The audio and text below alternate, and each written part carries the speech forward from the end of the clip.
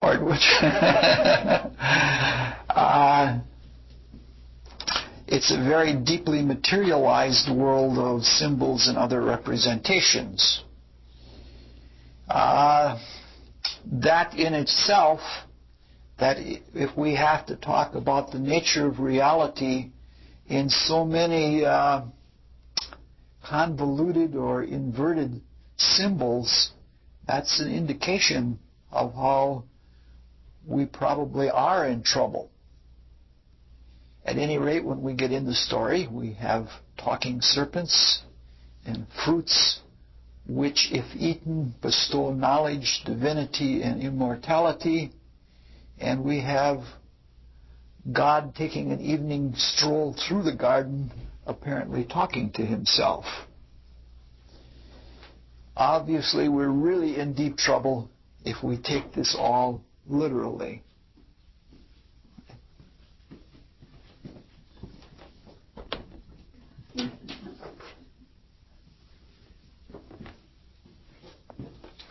We've been announcing your name at least once every 2 minutes, saying, "Where's Ela? We want Ela."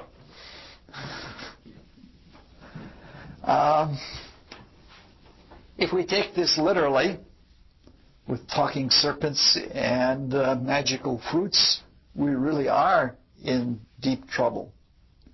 But then again, if we look at the world around us and what we are and what we're doing to each other, we are in deep trouble. So what we're going to do is we're going to examine the early chapters of Genesis in the light of contemporary mysticism so that we can get to the story in the 3rd chapter of Genesis. That is the story of the eating of the fruit and the beginning of the knowledge of good and evil. In the 3rd chapter of Genesis, there are 4 protagonists.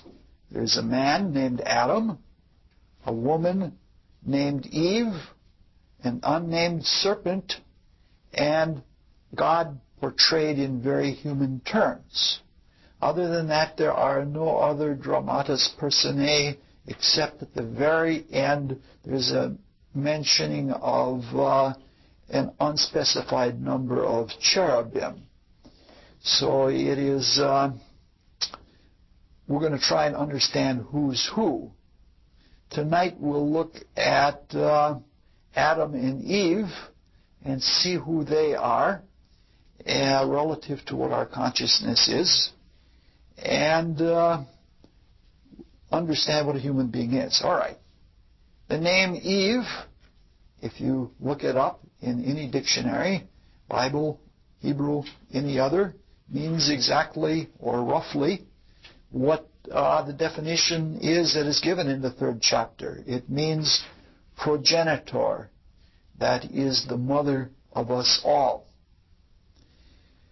Now, Adam has a number of meanings, and we're never going to get to all of the meanings, but one of the more common meanings of ADM, we still have geometry here.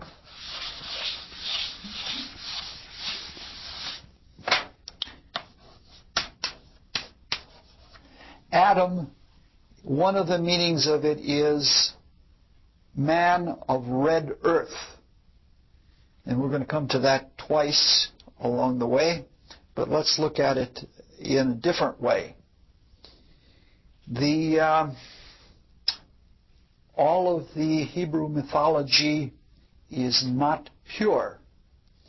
For example, the books of Numbers and the whole conception of the fall probably derive from cross-cultural intermixing in the Chaldean exile. That's when the Hebrew people were kept for centuries in Babylon and other cities of Chaldea, and when they were there was some cross-cultural mixing. The same is true of the Egyptian captivity. When the Jews were in Egypt, They picked up things like the Egyptian tarot and a few other things. And one of the things is that a lot of the early patriarchal names of the Old Testament have cognates in Egypt. We're going to come to another one later, but in Egypt we have the name Atem. And that's where we're going to talk a little bit about first, because it is significant to bringing us into where we want to go. A few years ago we talked about cosmogony in hierarchy in Egyptian consciousness. We did a top-down view from the one through all the hierarchies of divinities down to humans. At that time we saw that the one was called Re, or Ra, depending on your choice of pronunciation. I like one and Dan likes the other, so I'll defer to Dan and say Re. Re was the pinnacle of Egyptian hierarchy, and Re was the divinity of light. And it was from that light that everything else was created. Re was signified by the sun, and the profane and the materialistic actually even worshipped the sun as Re. However, there was a great deal in the Egyptian worship that was centered around the course of the sun and its changes in nature. The movements of the sun day by day, so that all of the stations of the sun meant things in the life of Re. Also, the movement north and south, the declinational changes, meant a great deal to the Egyptians. They had some of their temples were oriented so that only on one day of the year, between all of the gigantic columns, there were rows of columns, and one day a year did the sun come right down the center of all of those columns and into the Holy of Holies, a room that only on that one day of the year. And because of the precession of the equinox, gradually over time this shifted so that all of those huge big pillars were moved. There is evidence that they were moved twice in history. Can you imagine something like that? The architectural effort in a feat like that is enormous.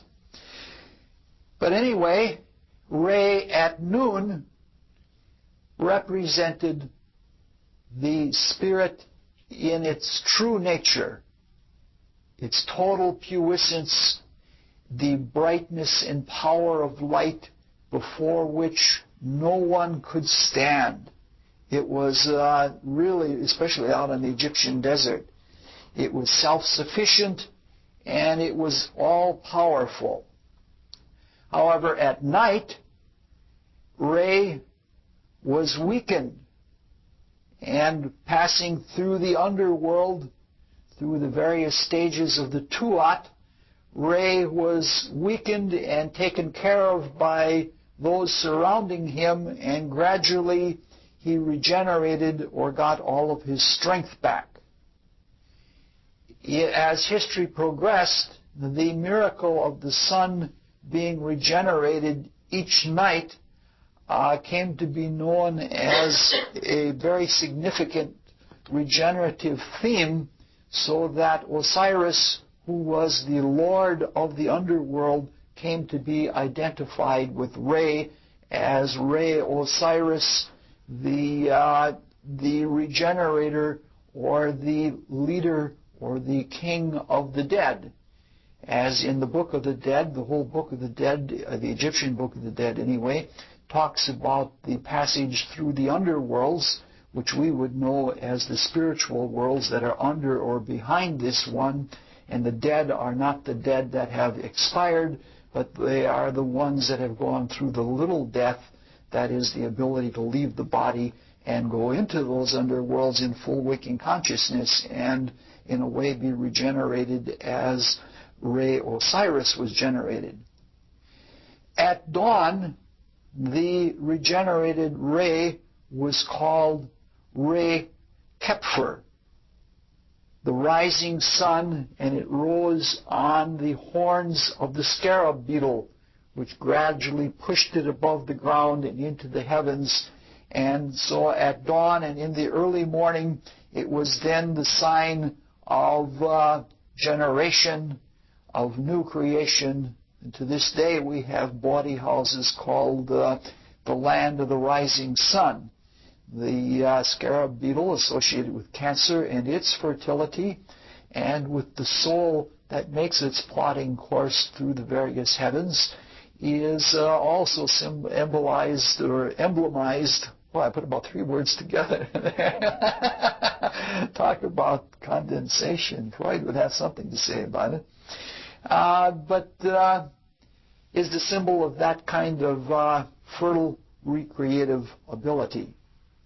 However, the sun in the late afternoon and at sunset, the time of the day when everything in the Garden of Eden story takes place, all of the action that's mentioned in there, at least 2 places, that the action takes place at sunset. So that's the origin of the kids' joke. What time of the day was Adam born? I don't know. A little before Eve. I'm sure you heard it as you were kids, and it's probably a ubiquitous story. And so then, in a cross-cultural sense, Adam or Atom is the sunset Adam, and that's the man of red earth. In that sense, it's a perfectly logical meaning for both the Garden of Eden story and for the Egyptian view of things. For the Egyptians, this represented a descent of Re as spirit into matter, into form, into substance. In fact, the Egyptians even called their priests of Re, they either called them Re-Etim or they called them Atim, and they represented incarnations of Re. So this is a fall into matter. And that's sort of the whole idea that we're trying to get to in the Garden of Eden story. That is the descent of spiritual consciousness into matter and how we came to be that way in the course of history. The fall is what we're looking for, and this distinction between life and form, and the distinction between spirit and matter in consciousness and in expression is exactly where we are going. Because when we come to the first 2 chapters of Genesis, it helps to explain some very mysterious and seemingly contradictory descriptions of who human beings are and how we came to be. Chapter 2 briefly describes the most recent stages of the evolution of form, but it describes them relative to the viewpoint of life or of spirit. In chapter 1, it is the evolution of form. In chapter 2, humans are created before the animals.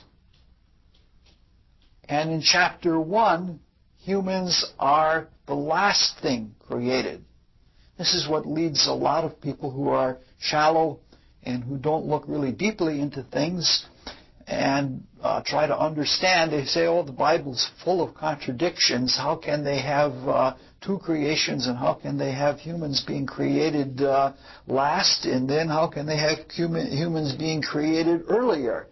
It's one of those things that we want to look into. So we're going to briefly examine chapters 1 and 2 and the human condition as it is now relative to those chapters.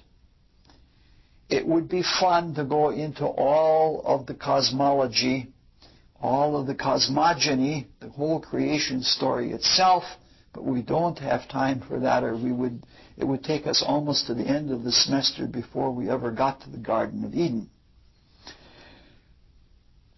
Chapter 1 is extremely enigmatic and mysteriously symbolic, as much so as chapter 3. See, the situation is that in those times when our intellect was just becoming, or even the intellect of the first people to write down the Bible, because the Bible, as we saw last time, was a oral tradition, as were all of the myths, and it wasn't until relatively recently that it became a written a tradition. We didn't have the words at that time or the literary ability to describe things in the spiritual worlds, and really we haven't improved that much since then. Some of the ideas that are so purely spiritual and so purely fundamental and otherworldly, it's very hard to put them in material terms. A few years ago, when we looked at myths of creation and looked at creation stories, we saw the story of Brahma Prajapati, who created from his own being a daughter, and then he interacted incestuously with his daughter, and from that all of the creation came. Obviously, how to find a creation within unity if spirit is pure, unpreconditioned spirit, it's in that state of absolute unity, it's very difficult to have a creation that gets into all of the differentiation that we have in the world, all of the details that are in the world, and somewhere you have to start with an internal duality. And in the case of Prajapati, it was the creation of a receptive part of the being, a feminine, and because that came from the one which was the active creative agent, that was represented as a daughter. The Egyptians, if you will remember, had a more difficult time with it. They didn't know how to get from the one to the two either. So they had Re was floating around in space and masturbating himself. And he swallowed his own masturbation. And then part of it he spit out, and part of it he urinated out, and those became the two moist or fertile realms of Shu and Tefnut, and from those two realms is where the creation took place. So getting to an internal duality in terms of down-to-earth words is not an easy thing to do. Now, in some respects, the character of each of the people of the ancient world was different. The ancient Indian people were extremely otherworldly and didn't even too much care for this physical world. On the other hand, the ancient Jews were very well established in physical existence and in materialistic type of consciousness. Now, one of the results of that is when there is a keen awareness of the external world, it produces internally a separation from the external world, because the external world is so gross and so formal, especially in the solid external world, that the internal consciousness that views it is very, very wide awake. And so this produced a kind of consciousness that was extremely dualistic. And it was as if the spiritual consciousness just sort of assented to the material world, and that there was not a continuous flowing between the spiritual worlds and the various realms of nature. For example, Sigmund Freud saw that he thought that this was an extremely wonderful thing, that you should have this separative dualism, because it made for the objectivity that science was made of, and he thought that all advances in science and culture, especially psychoanalysis, could only come from Jewish people because they had that kind of consciousness. They weren't tainted with mysticism. This dualism takes on a very deistic outlook.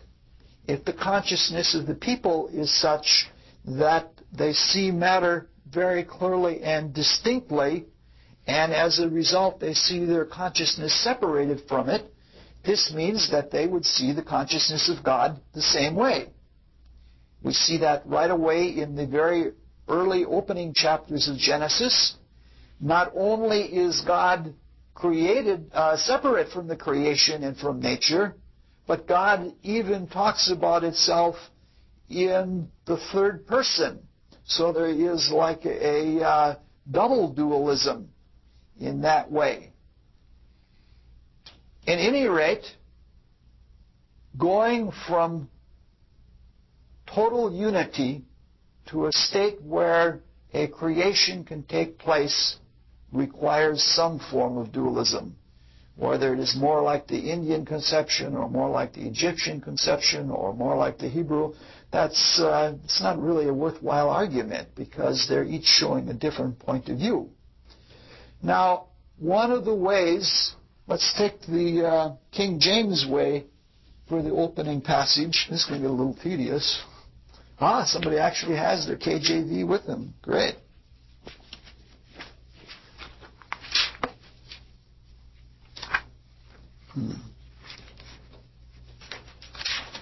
Oh, you don't? I thought you were reaching for your... I thought you were looking for your trusty Bible. Oh, my image of your...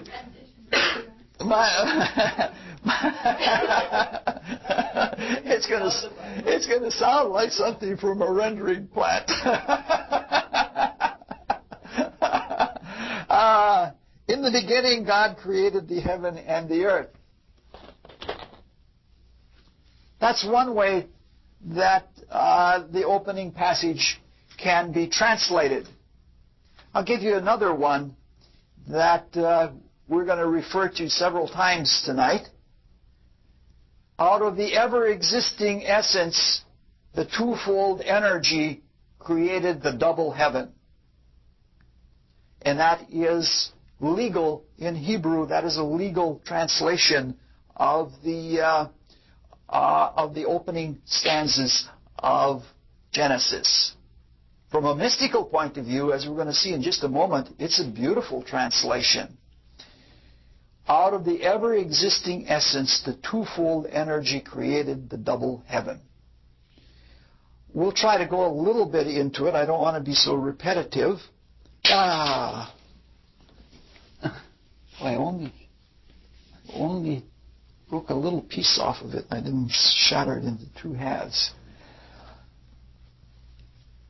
If there is unity, and if there is being, and it awakens to itself as the one, there is a realization that it had to potentially be before it could be. Its existence is indubitable. But there is uncertainty in the potential of its being. And so the one, the supreme state of being, relative to potential or relative to the absolute, which is and yet is not, and you can't even speak of it, relative to that, the one knows itself and knows that it had to come from somewhere, or that there is a potential of its being. Its understanding of its existence relative to its potential existence leads to an internal dualism. That internal dualism allows for all of the internal divisions that makes for all of creation. That creation is a very logical thing. But it's really unique, and I'm going to leave that up here. Let's just look at it as a polarization. Once there is a pole, that is an internalization of the realization of being as opposed to non-being. That dualism automatically leads to a double-double. It's sort of the logic of Parmenides, if you're familiar with the Platonic dialogues. There is the positive and there is the negative. But there's the positive and there is the negative positive. And then there's the negative, there's the negative, and there is the positive negative. You see what I'm trying to say? There is, once you produce a dualistic logic, you have a four-part logic. The positive, the negative, the negative, and the positive negative. And this is what is described in the mystical rendition of the first verses of Genesis, that the twofold energy created the double heaven. All right. So there is that redoubling principle. All right, now we're going to read a whole bunch now, at least 8 verses. This is going to go tediously slow. In the beginning, God created the heaven and the earth. And the earth was without form and void. And darkness was upon the face of the deep. And the Spirit of God moved upon the face of the waters. And God said, "Let there be light." And there was light. And God saw the light, that it was good. And God created the light from the darkness. And God called the light day, and He called the darkness He called night. And the evening and the morning were the first day. And God said, "Let there be a firmament in the midst of the waters, and let it divide the waters from the waters." And God made the firmament and divided the waters which were under the firmament from the waters which were above the firmament, and it was so. And God called the firmament heaven. And the evening and the morning were the second day. Now that's obviously not a materialistic creation. Not at all. We're not talking about a world here with solids, liquids, and gases. We're talking about some states of existence that are way antecedent to this world that we know of now. We're talking about metaphysical states of being. This is pretty obvious because there is light and there is day, and it isn't a long time until the sun, moon, and stars are created. And there's water and there's earth before there is the sun, moon, and stars. So we're not talking about the world as we know it now. This is not a materialistic cosmogony, not in any rate. Mystics would say that there are 2 states of light, or that there are that there is a state of creative intelligence, like, for example, how would we say it? Relative, we're going to talk about this only relative to the solar system. And in the early stages of what we know as the solar system, mystics find with their seership and have it reinforced that the we begin at the deepest realm, in the realm of what is called the Father or the Divine Spirit or the realm of will. And that this whole evolving cosmos condensed from the state of will to being as deep as the state of thought. That's pretty rare. Most of the time, most of us don't even think. So it's beyond, all of that is beyond almost all of our experience. And for most of us, what we call will is actually really desire. So we live in a pretty gross state of existence. In that early stage, everything was, relative to an external light, dark. That first principle in every cosmogony, that divine spirit, is always seen as dark. In the next stage, or the next period of evolution, things came down deeper to the realm of spiritual light, in what would be called the life spirit, or the Sophia principle in the Hebrew mythology, or the Christ consciousness, or the Buddhic plane, depending on what culture you're speaking of. That was as rare as things were, and the densest level, see, we're looking at the encapsulation in terms of degrees of inner consciousness. The rarest level was the level of life spirit and the light of intelligence. Sort of like when we have an idea and the lights go on, and it's not a light that is like an external direct physical light, but a light of knowing the truth. That was the rarest state of the cosmos at that time. The grossest state was the state that is called the astral light, or the light of the desire world. So all the way through this, when there is a dividing of waters, when there is there are a light and a darkness played off against each other, there is always a boundary principle which represents the limitations that the divine has within itself as it is condensing its creative dream and projecting it into the potential of space to become that. In this process, it is a bounded internal process that becomes more and more concrete. So we have then a state where things are very much different than they are now. See, you could say the same thing, that what is water and what is earth is not exactly what we mean when we say water and earth, when we're talking about dirt or a stream or something like that.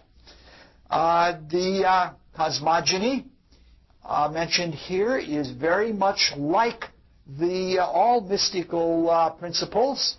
We studied this a few years ago, and we looked at Greek cosmogony. The Greeks made a very distinct point, just as the Bible does, about there being a difference between darkness and night, and a difference between light and day. The day and night are sort of microcosmic condensations or actualizations of something that is a macrocosmic universal principle or state of being. So that night is made out of darkness, and it is given a definition, and it is given a definition in the same way that night is given a definition now as half of the cycle of the diurnal cycle between day and night. That's the definition of an egg, that is the cycle of the day-night that we see as we go through time. And that same kind of objectification from a general macrocosmic realm down to a microcosmic limitation, an egg in which the whole of evolution, bounded on the top and bottom, by the rarest and the grossest, that kind of understanding carries all the way through all of our consciousness, and it's a general mystical idea and something we can experience in our own being. This is very accurate, or very exactly to the point of where we're trying to get. You see, the myths are not meant to be exact tellings of what happened. If they were, the Genesis story would be many volumes long. It's not meant to be that at all. What it is, it's meant to give pointers to people who are beginning to open up their spiritual vision, and by being given pointers, they'll learn how to focus on the state of existence at the creation and how we came to be. So like we said last week, the Bible, Old and New Testament, are not meant to be open books. And if you take them openly, you're that in its the literal books. If you take them literally, you are doing something very blasphemous. They're meant to be pointers so that if you begin unfolding your spiritual consciousness, you can look at those pointers and it'll help you to train your consciousness to see what is there. What is really beautiful about it being so brief like this, it is not highly doctrinaire. Where like how many angels are there on the head of a pin? It is you're given a few pointers and you can figure out the details for yourself. The other use of these kinds of myths is to put images or put mysteries before us so that they work in our consciousness. What does it mean about the waters of above and below the firmament being divided? Is there anything in my own consciousness that is like that? And when we have these truths, or when we have these mystical experiences working on our consciousness, it begins to awaken us. So they are formulate to someone opening the inner eye, and they are something different for us we who are in the dark. That is for us. Boy, I'm terrible with my grammar. The days, and this was the morning and the evening of the first day, or the morning and the evening of the second day, clearly are not days like we think of day by day that we go through. Neither are they the periods that are used by mystics. There's something of a hybrid within the creation story of the Old Testament, that it telescopes down so that enormously long periods of time and evolutionary development that are extremely metaphysical, that require a rare consciousness to be in touch with them, and to be able to hold that kind of rare otherworldly divine consciousness in mind is not something we can do easily, so they're passed over quickly. And the closer that we get to our times, the more the telescoping turns into a more detailed rendition. All right, we don't want to get all bogged down in the first chapter of Genesis, so I'm going to skip all the way to the last 6 verses because they get to things that are crucial to what we're looking into, the very pertinent facts. Verses 26 and 7. And God said, "Let us make man in our image, after our likeness, and let them have dominion over the fish of the sea, and over the fowl of the air, and over the earth, and over the cattle, and over all the earth, and over every creeping thing that creepeth upon the earth." And so God created man in his own image, and in the image of God created he him. Male and female created he them. Now these are pretty shocking statements. very shocking, because this is the first time in the King James Version. In the first place, it was God that created heaven and earth.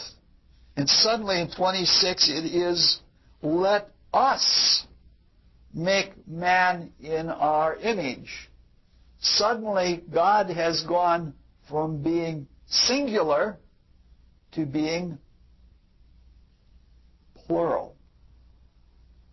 Us. And even in that, the plural is not just many, it is bipolar. It's male and female. The word at this point in Genesis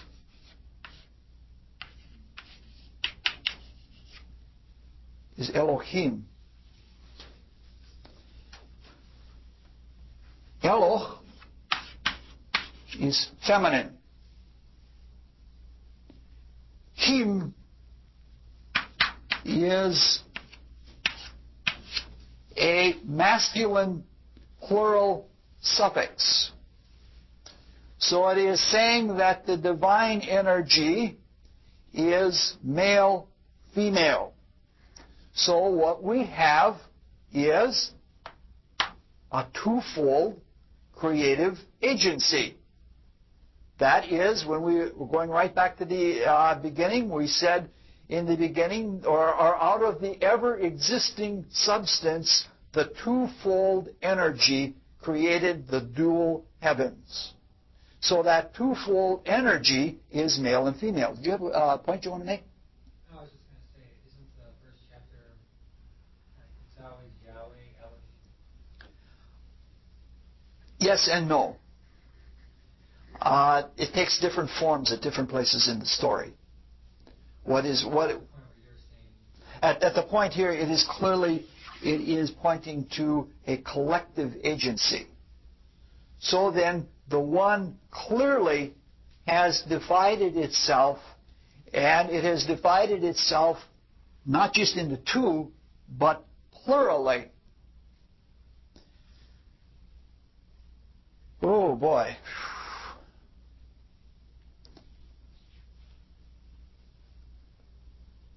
It is not only bipolar, but it is bipolar internally and externally. We are given domain. Internally, the creative agency, as it is male and female, in spirit, is will and imagination. The creation is accomplished by the will to be and the imagination to be informed by that will. These are, to use medieval terms, coeval, conspatial, and equally potent. That is to say, we don't know whether it is the will that is informing the imagination or whether it is the imagination that is drawing out the will. Because there is dominion involved, there is not only an equals relationship as between will. This is why there is a firmament with the waters divided above and below, and where there is something that is ruled by a divine or divine hierarchies and by those which are receptive. So there's a double-double, just as we said in the sense of Parmenides' logic. So, in the generic, we are created in the image of God, in that we are spiritual foci, just like the divine. God is a spirit and must be worshipped in spirit and in truth. Or, know ye not that ye are gods? So in the overview, in the divine view, in that generic sense, when we are created in the image of the gods, male and female, we are divine and we have that same ability through will and imagination to create. In the intermediate state, in the manifest state, we are like God in that we have dominion. We have parallel experiences between the phenomenal and the transcendental, and with the upper and lower bounds. The lower is always a reflection of the upper, and the upper rules the lower.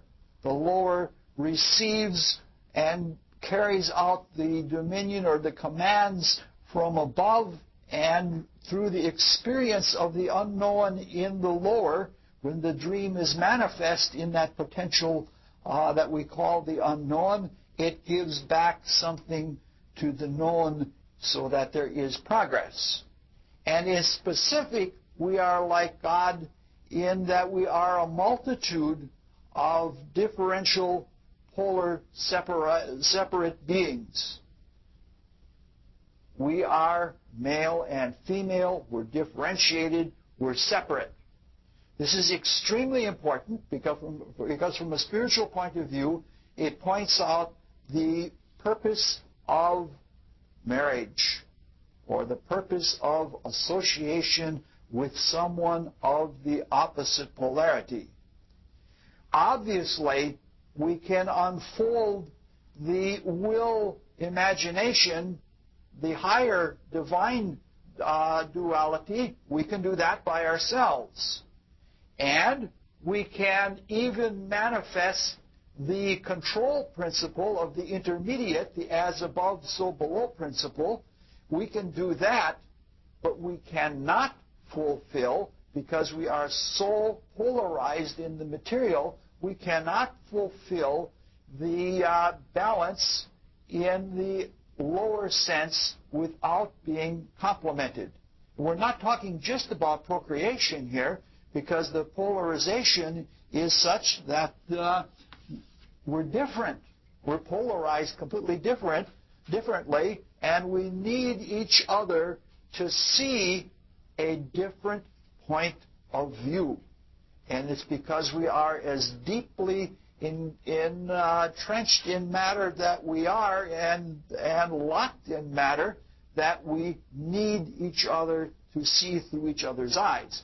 I think eventually we will approach some kind of, even on the physical sense, some kind of divine androgyny, where we will be able to carry out all of the creative functions without needing someone outside of ourselves. We will again have the word of power, and we will be complete in ourselves, and we will then have the experience of being able to be male and female as far as the way we see the world. But that is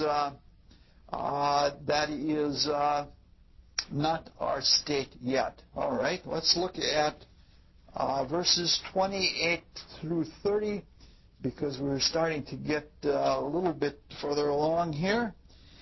And God blessed them, and God said unto them, Be fruitful and multiply, and replenish the earth, and subdue it, and have dominion over the fish of the sea, over the fowl of the air, and over every living thing that moveth upon the earth. And God said, Behold, I have given you every herb bearing seed which is upon the face of the earth, and every tree in the which is the fruit of a tree yielding seed, to you it shall be for meat. And to every beast of the earth, and to every fowl of the air, and to everything that creepeth on the earth, wherein there is life, I have given every green herb for meat. And it was so. And God saw that He had made everything, and behold, it was very good, and the evening and the morning were of the sixth day. There's a whole bunch that is in there. It states that at this point, before the fall, and at least for that state, we as human beings were meant to be vegetarians. It even goes so far as to state that the animal kingdom was meant to be vegetarians, and that things have changed radically since then. But this is much more than a dietary prescription. It's much more than that. It is a statement of spiritual fact. Every stage of evolution, every kingdom has its service that it offers to the cosmos. The mineral kingdom gives us the stuff of form. The plant kingdom gives us vitality. It gives us life. The animals and the humans have sacrificed the ability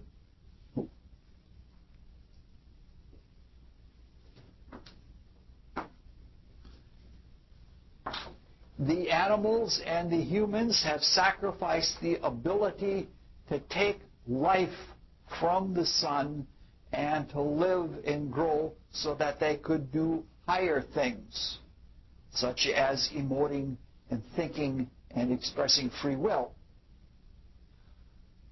In this sacrifice, we have left open the opportunity for service, and that service of providing life is what is offered by the plants. And that's what one of the things that is hinted at here.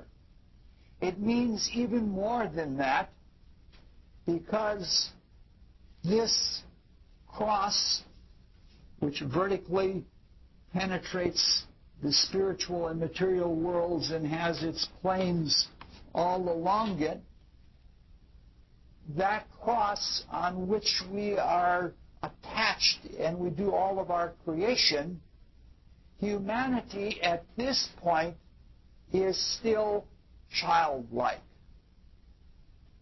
And because humanity is childlike because it still has the plant-like essence. It is both male and female. It hasn't yet been divided. The creative energies haven't yet been divided, and the relationship of the plant to the humans and to the animals of this time is a relationship of androgyny. It's like saying that being with plant-like existence, it fulfills an androgyny so that we can be humans and yet be childlike at the same time. To some extent, this is an effect that is still the case. That if we live vegetarian diets, we have a more childlike, a more harmless kind of consciousness in our bodies, and that is the truth. In fact, it is something of this order when Christ says, unless ye enter as little children, come as little children, you cannot enter the kingdom of heaven, which mystics have always taken to mean not only having a childlike attitude, but having the male-female balanced again, not only in a psychological balance between the receptivity and projectivity, but actually a balance in the life energies themselves as they work in us, and so we become androgyne beings to accomplish that. I want to look right back at 28 one more time, because it has even more surprising things in it. It says, and God blessed them, and God said unto them, be fruitful and multiply and replenish the earth and subdue it. I won't go any further than that. It's very clear that the way we've looked at it, if you just read straight through until this point, you come to the fact, first, God goes from being singular to plural to multiple, and when we get here, until now, it looked like it's been a very linear path from a very dark condition in which there was the only formation was night within darkness, to the point where there are now human beings, but suddenly these human beings are told to replenish the earth.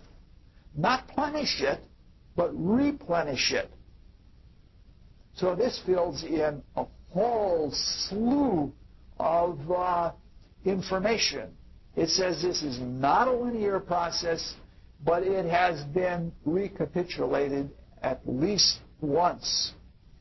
The mystic would say that it is almost countless the number of times that we have been brought through all these various different conditions in a mineral-like state, a plant-like state, an animal-like state. Before we get to the point that we can become human-like, there have been cycles within cycles within cycles. This is an absolute necessity because it is by experience that we wake up consciousness. We can dream dreams about what new consciousness would be like, but unless we live out those dreams, we can't have the consciousness. And the consciousness of spirit, which is so universal, has many, many, many sides to it. And the only way we can come to those many sides is to have one experience after another, and it's extremely variable. It goes over again and again, and it changes very, very briefly. It almost brings one to love minimalist music. If the minimalist music had all the content that this does, it would be really, really fine. Okay, so it is, there's always a different accentuation.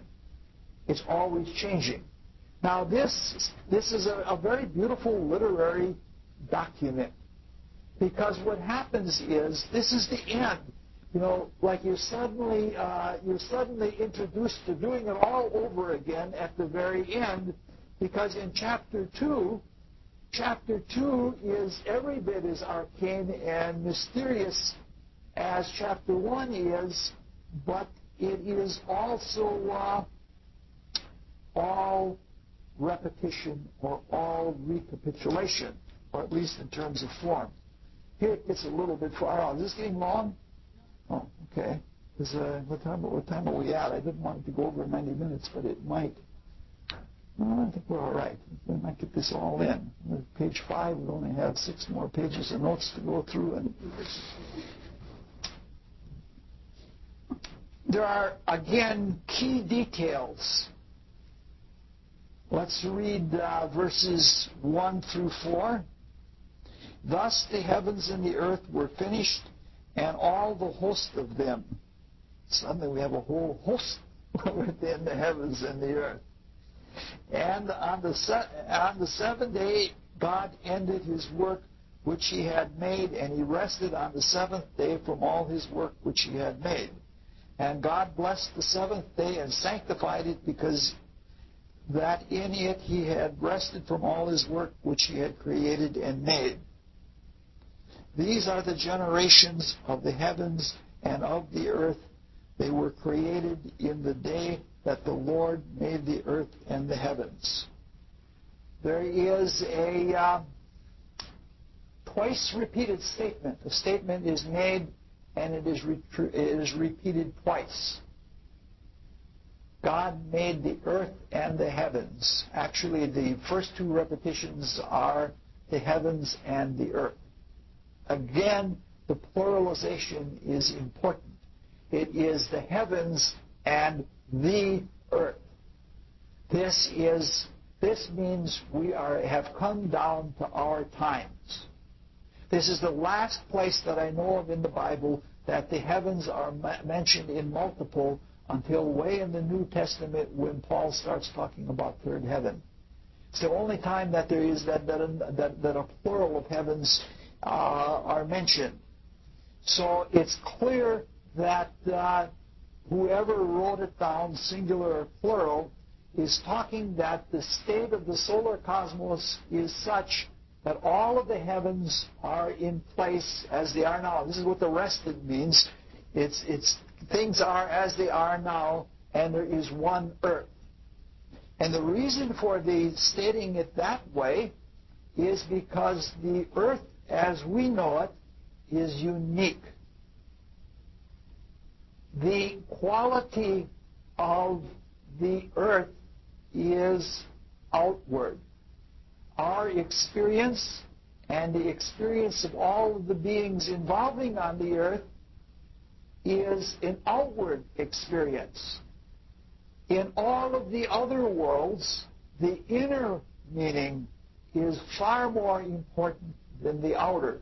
There are forms in the desire world, and there are forms in thoughts, and they're beautiful and they're significant, but they are not as important as the innerness of them, or the inner quality of them. And so what we have here then is a statement that there are heavens that have both a within and a without, and the earth which is predominantly outward. So there is the earth that is being condensed. Now there is yet another meaning for the word earth. These are the generations of the heavens and of the earth when they were created in the day that the Lord God made the earth and the heavens. And every plant of the field before it was in the earth. Very, very enigmatic phrase there. And every herb of the field before it grew. For the Lord had not caused it to rain upon the earth, and there was not man to till the ground.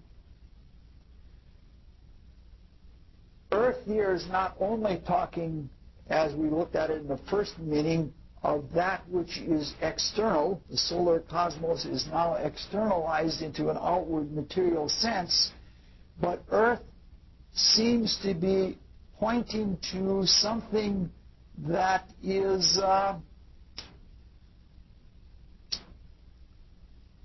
state of existence. Plant and earth in this essence, or in this interpretation, do not mean plants like we see in the field exactly, or earth as we look at the substance here. What is being talked about is a recapitulation. The recapitulation that is called earth here, the mystic would call Polaris. And the recapitulation that is being called plant here is what we would call Hyperborea. These are epochs of time. In the seventh day, or when the cosmos is coming to be as it is, everything is recapitulated from the beginning. And this means that we, even though we have advanced to the point that we are awakening self-conscious awareness of our divinity within all of the grades of matter, we are at that human stage when that is possible. We have to recapitulate everything we did before, so that as things come into existence, we first recapitulate the form in a mineral-like sense.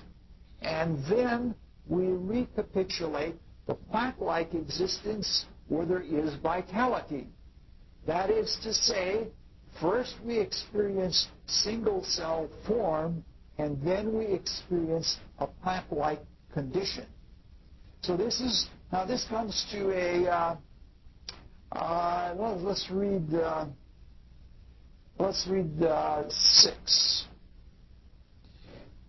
But there went up a mist from the earth and watered the whole face of the ground.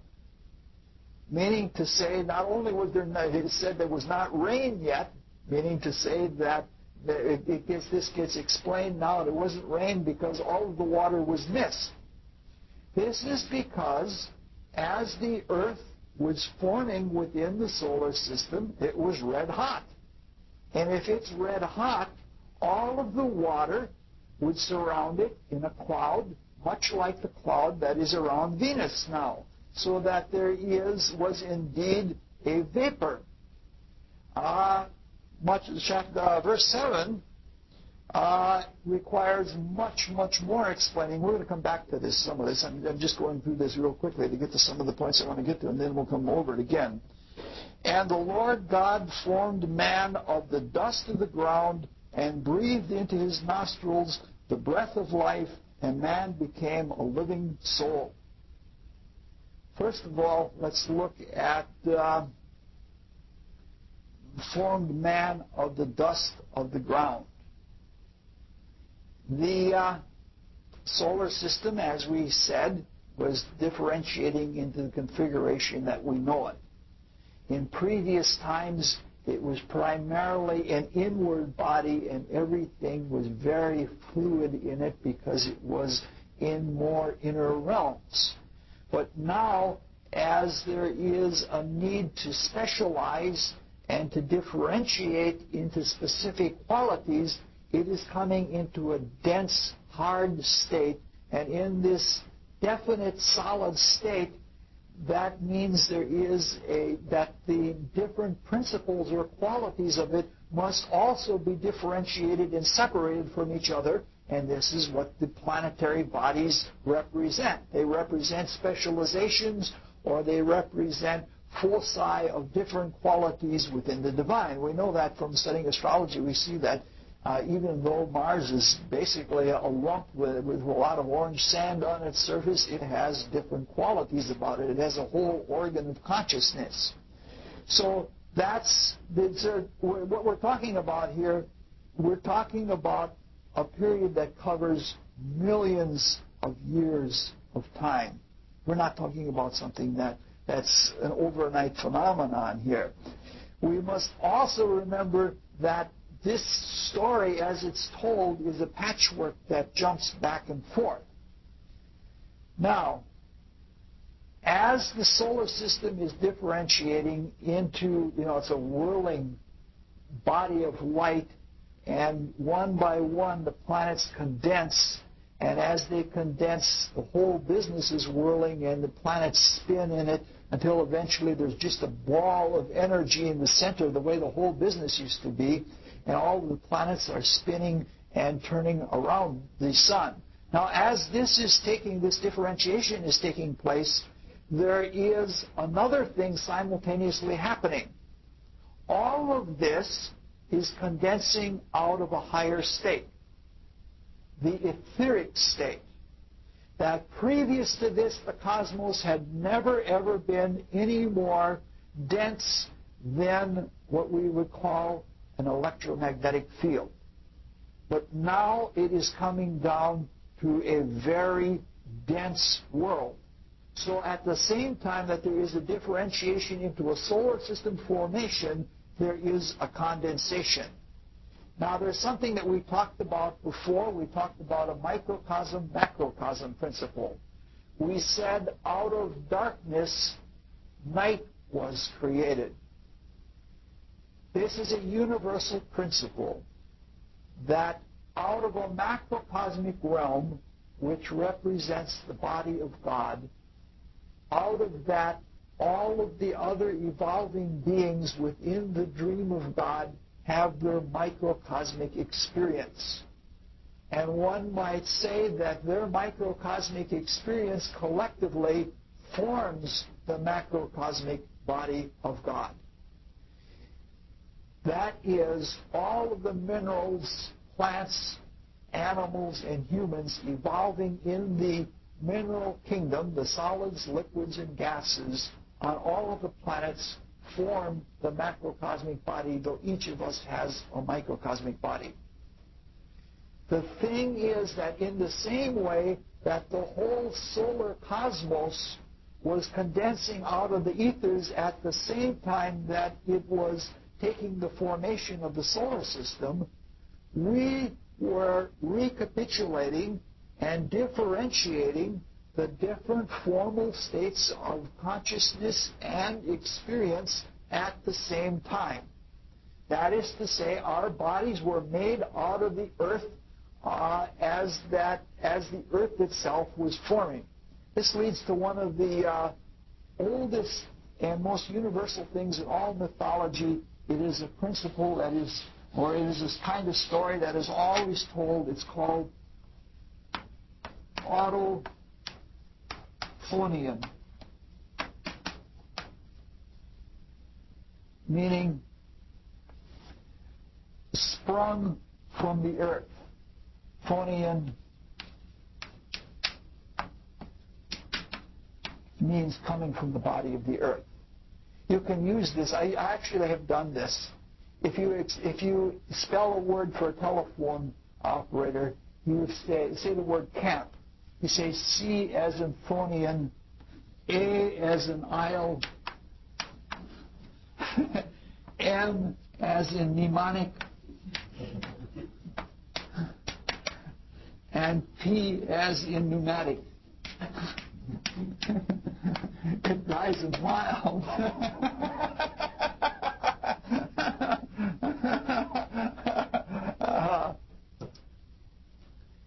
That is to say, there is no waste.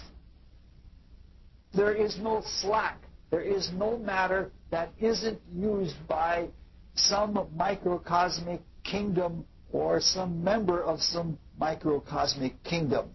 So we sprang from the earth. And when it says we're made out of the dust of the earth, that's saying it in a quaint way, a way that can be very easily misunderstood, but it is saying that our bodies or our physical earthly existence were born at the same time that the earth was born. So there are all kinds of simultaneities that are going on. It's just like our life right now. There are a lot of things going on at the same time. You know, I'm still digesting my supper yet. You know, it's of that order.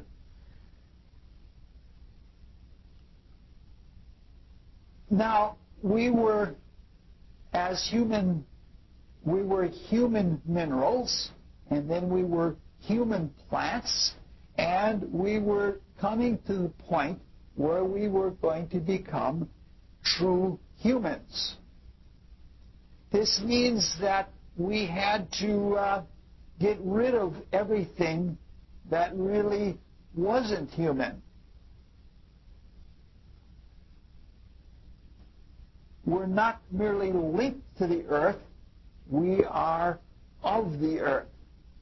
Now, I'm going to come back to that in just a little bit. Let's talk a little bit about a big jump. The second part of verse 7 has two very distinct meanings, each of which is extremely important. The second phrase is, and breathed into his nostrils the breath of life, and man became a living soul. The first thing that is said there is that the Spirit was being brought into the earthly body. A word that we still use in the English language.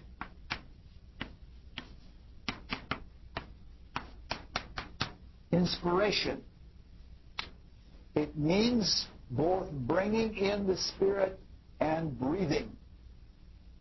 The Spirit, in its subtlety, in its creative intelligence, in its activity, was represented as air.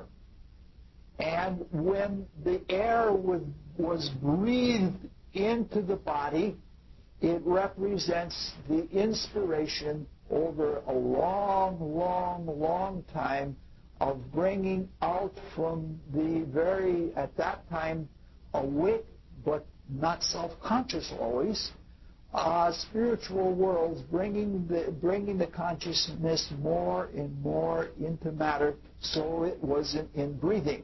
That's one of the meanings, inspiration, of having the soul breathed into the body.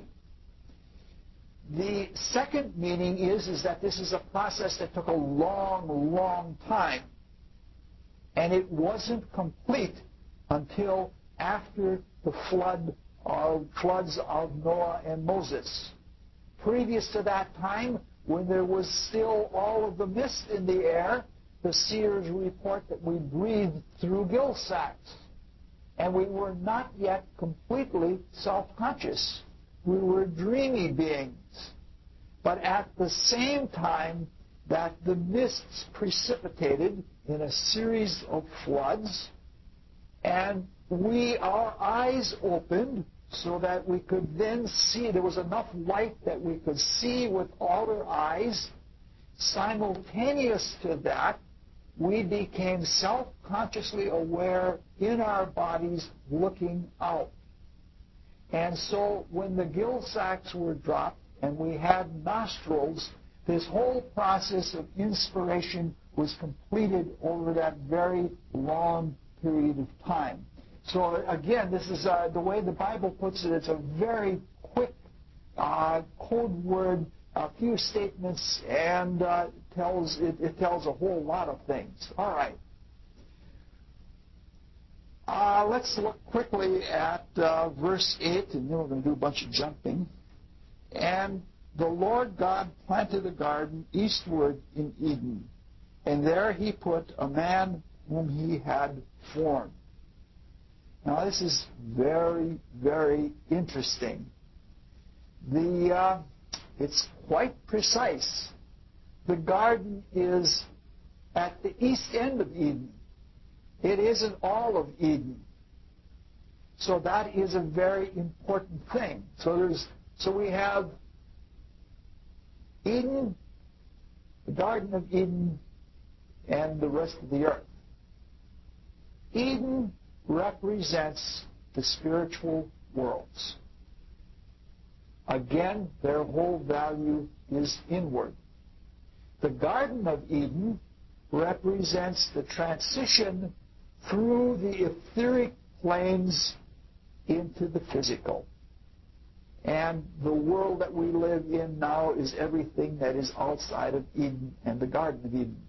Being thrown out of the Garden of Eden means having lost our inward spiritual sensibility, so where we could see the truths as vividly as we can see things with our outer eyes in terms of forms.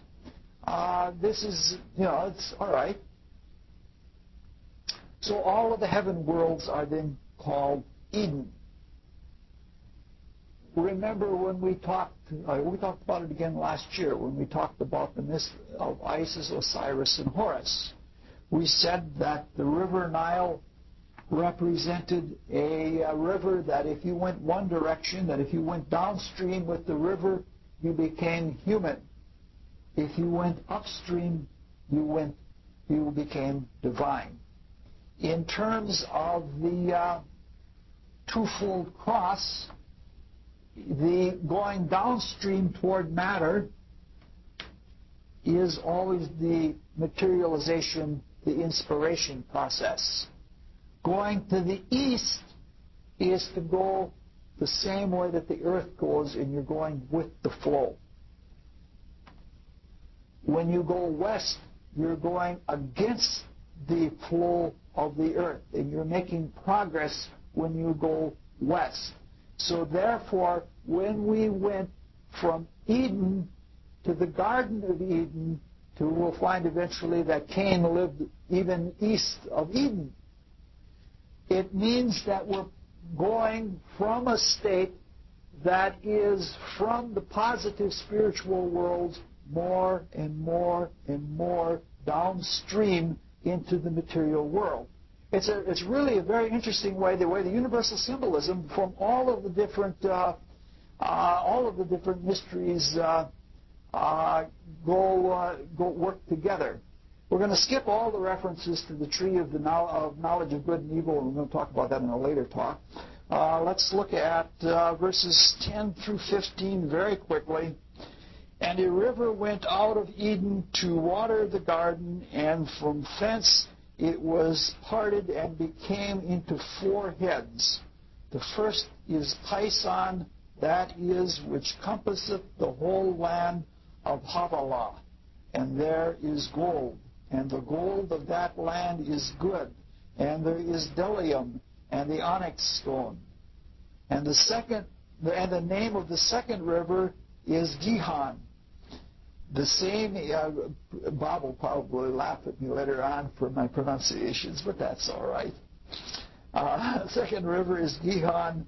And the same is it that compasseth the whole land of Ethiopia.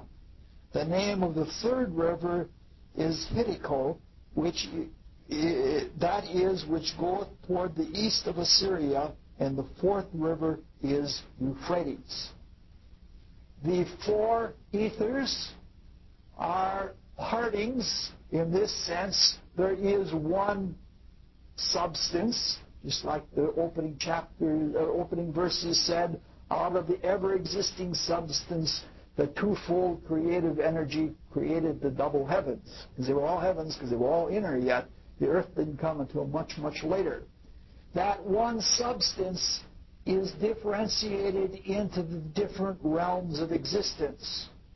And when that unity begins to be broken into four distinct states, the first two of which are circumnavigable of areas. That means that they're circular and complete. The higher ethers, the reflecting ether and the light ether, are total states. They still have some of the light of the gold and the jewels in them. But when we get to the two biological ethers, the life ether and the chemical ether, we have rivers that run, and if you look, the last two rivers are again south and east from Eden. And again, we have something where we have come. I'm trying to race here because I know this is getting awfully long. We have a statement of how things come from the transitional state, through the transitional state, from the spiritual worlds, the totally inner worlds, through the ethers which are both inward and outward, and finally into the material world.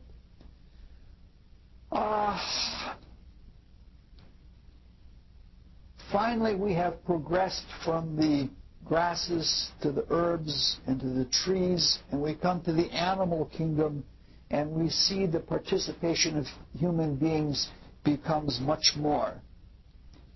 And God took the man and put him into the Garden of Eden to dress it and to keep it.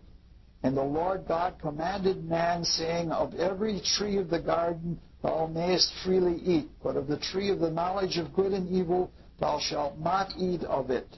For in the day that thou eatest thereof thou shalt surely die.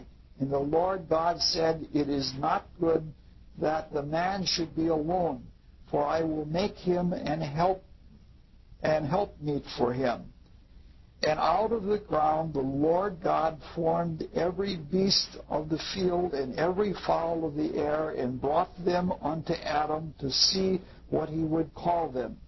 And whatsoever Adam called every living creature, that was the name thereof. And Adam gave names to all the cattle, and to all the fowl of the air, and to every beast of the field. But for Adam there was not found an helpmeet for him. All right, that's good enough for right there. You see, the states of Polaris and of Hyperborea, we were not very inspired. We were not very involved. This is something that we can see throughout evolution. We can see that every being in evolution has its own wondrous, wondrous way of being part of it all. And they do great things. I love to sit down. I go visit my father, and he likes to watch television, and we have a conversation over nature shows. And it's fabulous what they have. And each of these creatures really has something that it offers. But as one proceeds up the chain of evolution of forms as it exists on the world today, one sees that the more involved that the spirit is, the more refined that the body is. That the body becomes more and more capable of more things, going all the way from a single cell being that just has organelles in it to us, where we as humans have nervous systems and very complex nervous systems, autonomic and conscious and unconscious, and we have a muscular system, and we have a chemistry in a digestive system that is amazingly complex. And we're not just a single cell with organelles in us. At the same time, our consciousness grows accordingly. And so the more the spirit draws into the body, the more capable it is of making the body a wondrous thing to express the needs and the capabilities of the spirit. So now, when it comes to Lemuria, the time when we are recapitulating the animal-like state, humans actually name the animals. And we are directly participatory at this time.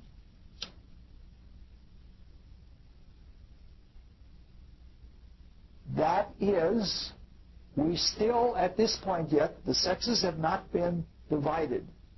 That means to say that we still have all of the creative force, because things haven't gotten so hard yet that we need to share in order to keep forms going.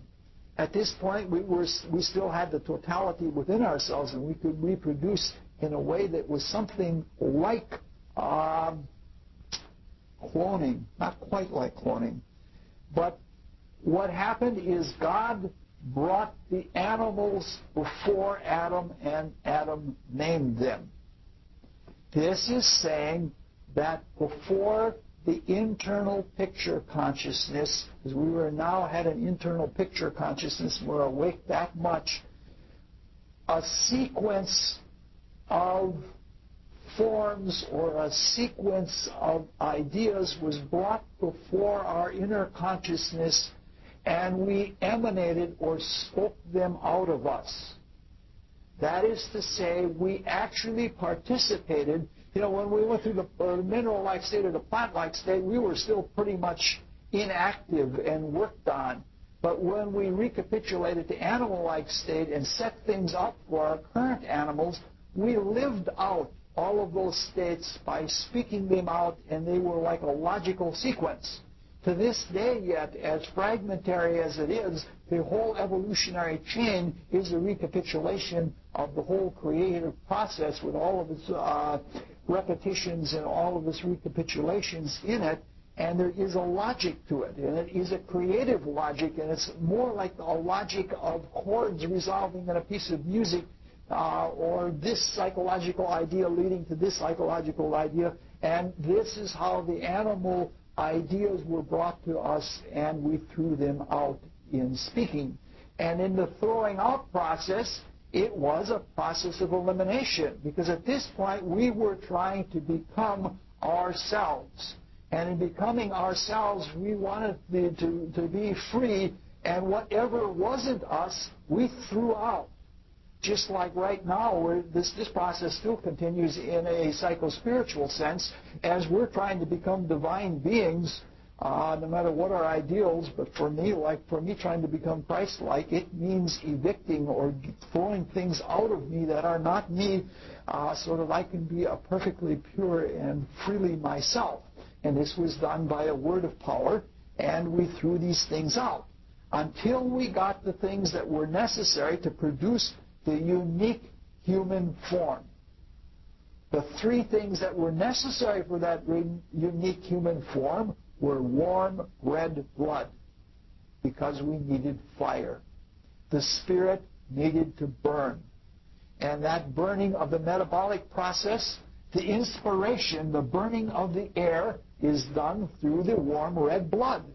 The metabolism has to have that oxygenation all the time. To this day, we call it oxidation, is another name for fire. We had to have the upright spine. Again, that complementation to the plants. Only our creativity is, our consciousness is upward, because we aspire to the heavens. The group spirit of the plant is in the earth, and it has its head in the roots going down toward its group spirit in what we call geotropism. And so we had to have this erectness. We had to be free of the animal tendencies, because an animal can't stand on upright for a long period of time without being harmed.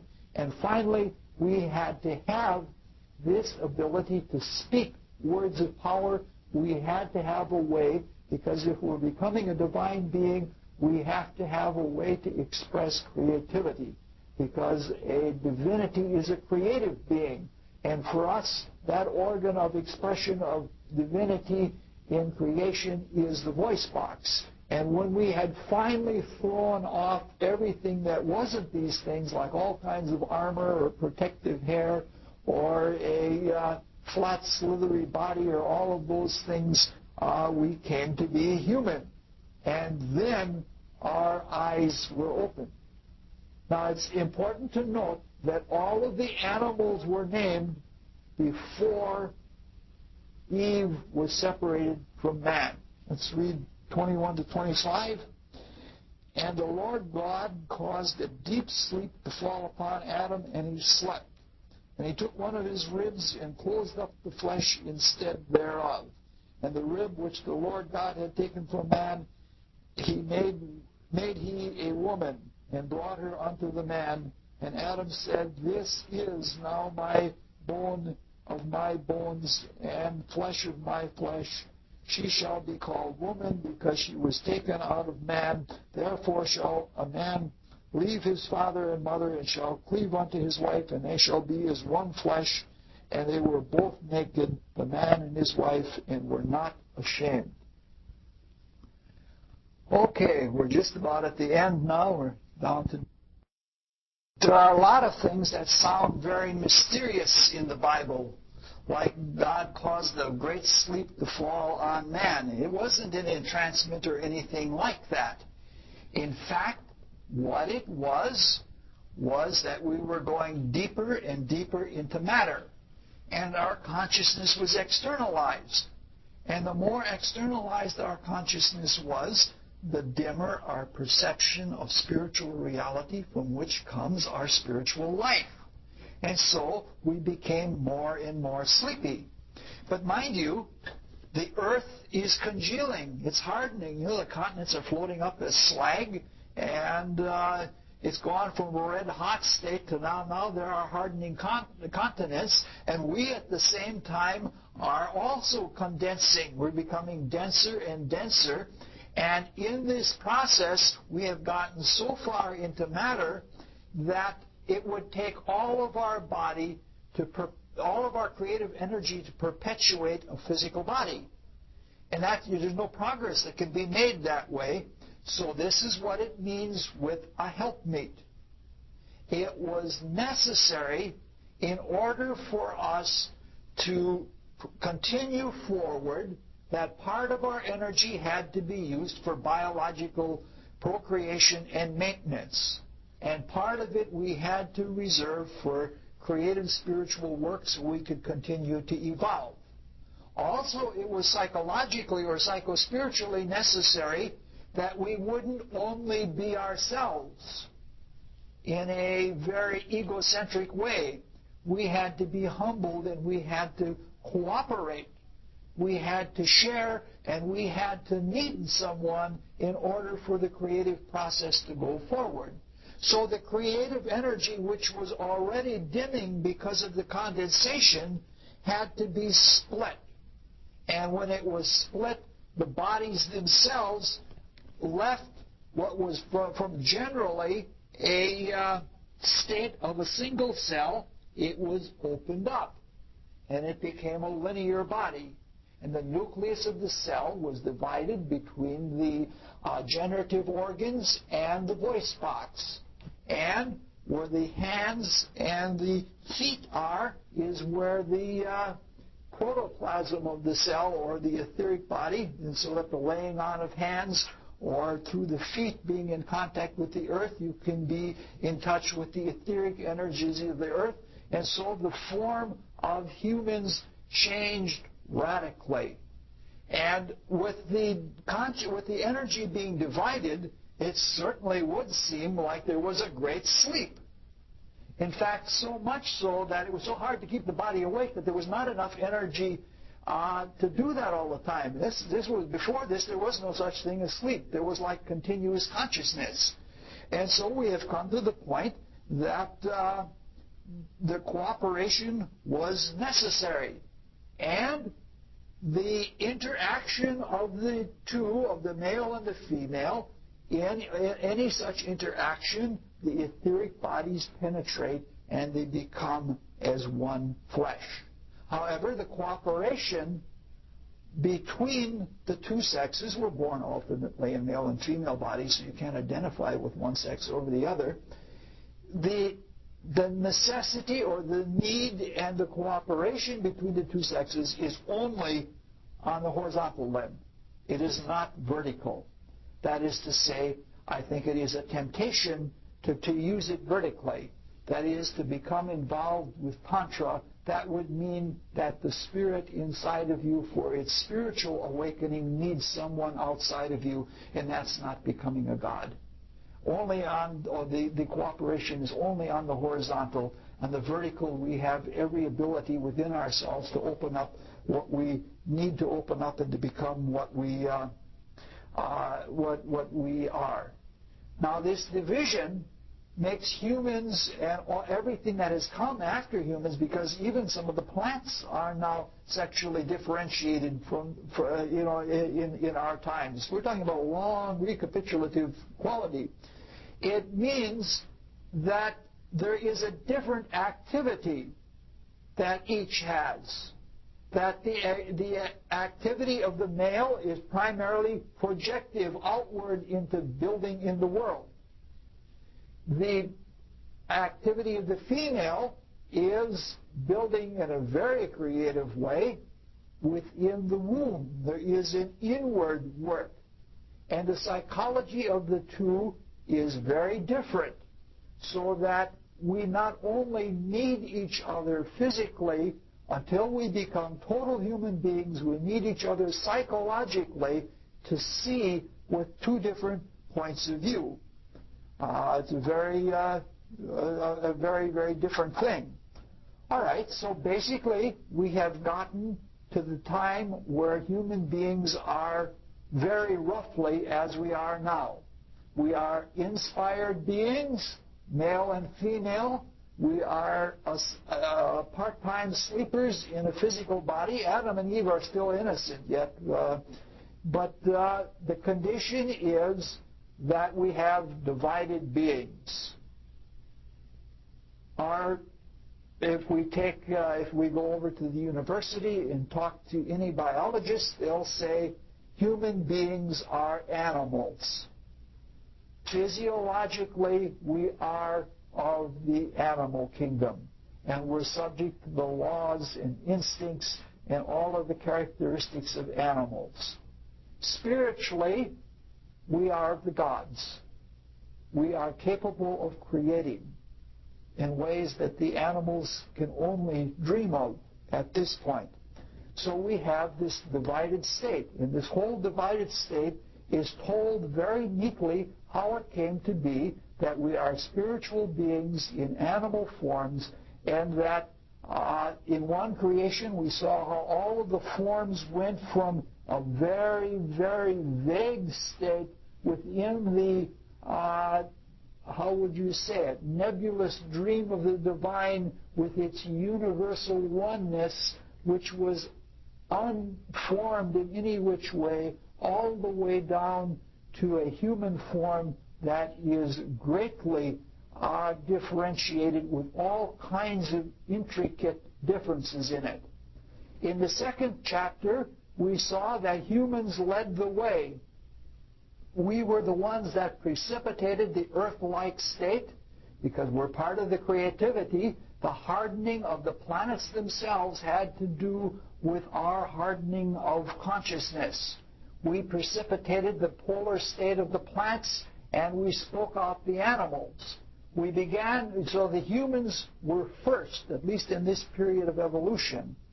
If we could go all the way back to the beginning, we didn't have to do this recapitulative rendition. We could have seen how the consciousness of the humans was there way before there ever was a beginning to what are now the plants or animals or minerals. But at any rate, we see that there are two distinct stories, and one story is from the vantage point of form, in which we are participators and we are receptors, we are controlled, the other from the viewpoint of life, and we are controllers, and we have this bounded consciousness between the head doing the controlling and the body which is receiving and bringing things to the head. And so we have that bounded region that is a human being within our whole orbit of consciousness. All right, next time we'll talk about the serpent and maybe the serpent relative to God. And we'll try to be a little bit more esoteric, but it'll probably sound like a myth about a myth.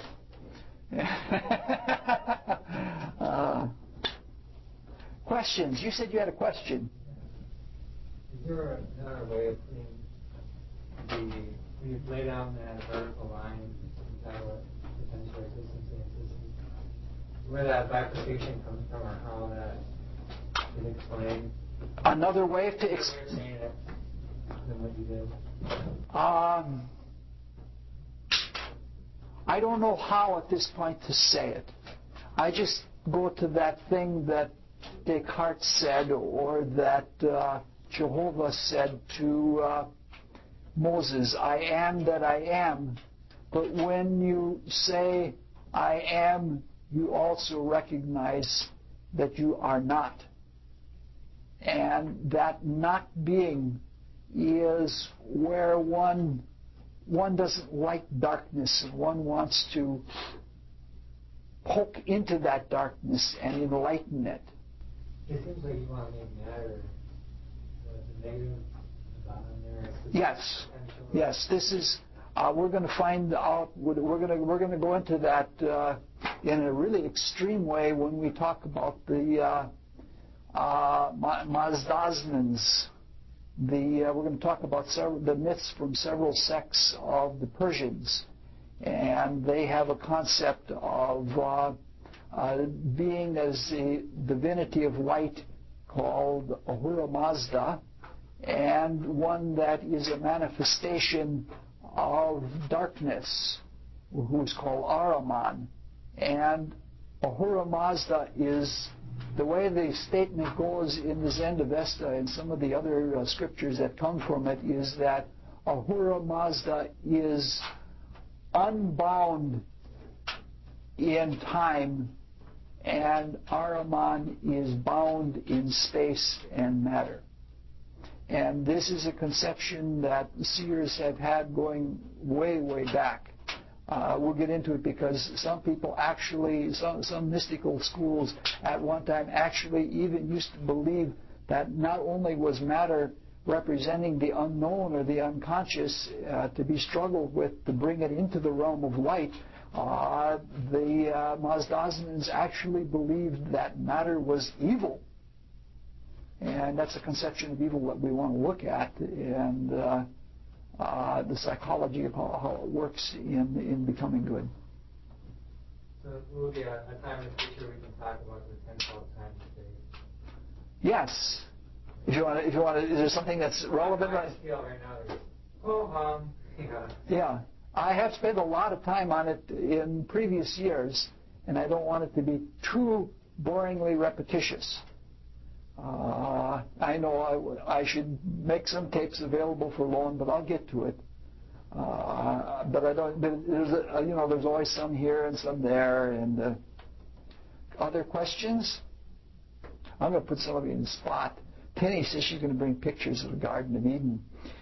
One of these times we're going to have we'll have pictures and we'll put them right up here on the board, and we'll have something to look at that's that has some aesthetic quality to it. I can figure out how to take slides of some of these paintings and give them to you and put it on the board. I can perhaps borrow a slide projector. Okay. We may even ask Dagmar to do the dance of good and evil or something like that.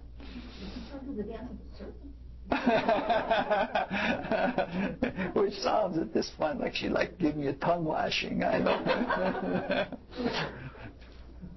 No other questions? Okay. Thank you very much.